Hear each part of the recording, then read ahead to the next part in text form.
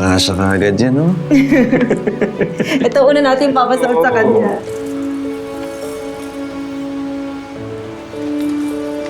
Ano kayo sorpresa ni tatay, no? Sundan mo na kaya? Ha?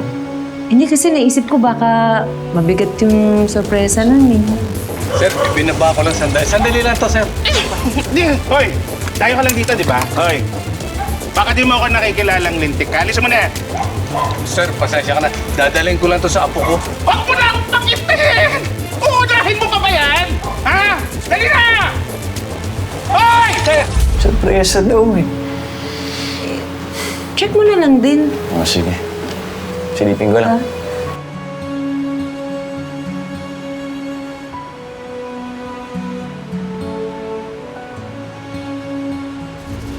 Tay! Alisin mo na yan! Boss! Kalma lang muna. Hoy! Hindi! Sumalma ka. Ako ang bahala rito. Tol, baba mo yung baril. Nalilipat mo lang dito! Hoy! Hindi mo Pag-usapan natin na maayos. Jaime, Ano? Mayabang ka? Ang kapal na mukha mo! Ano gagawin mo, ha? Mo yan! Baba mo yung pag-usapan natin na ba? Tok na ba yun? Diyos ko.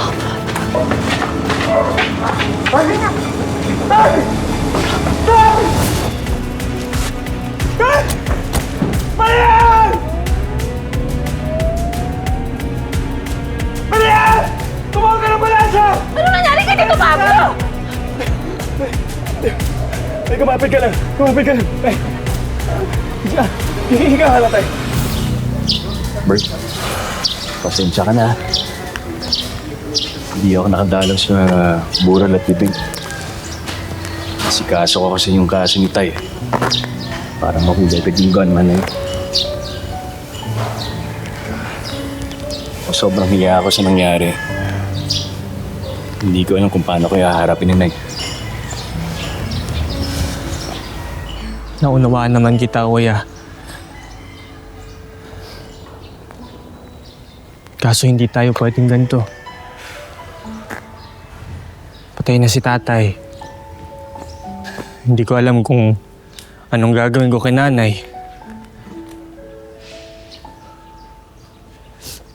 Hindi ko nga rin alam kung paano ko ipoproseso itong nararamdaman ko, Kuya.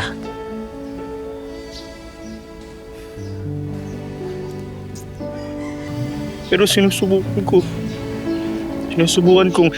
Sinusubukan kong maging matatag. Nandiyan ka, di ba? Kuya kita, di ba? Kuya mo pa nga din ako. Hindi magbabago yun kahit anong mangyari. Pero kuya, kailangan ka namin ni nanay. Nandito ako, Bert. Ha? Huwag kang mag-alala. Hindi ko kayo pababayaan ni Nay. Nandito ako para sa inyo.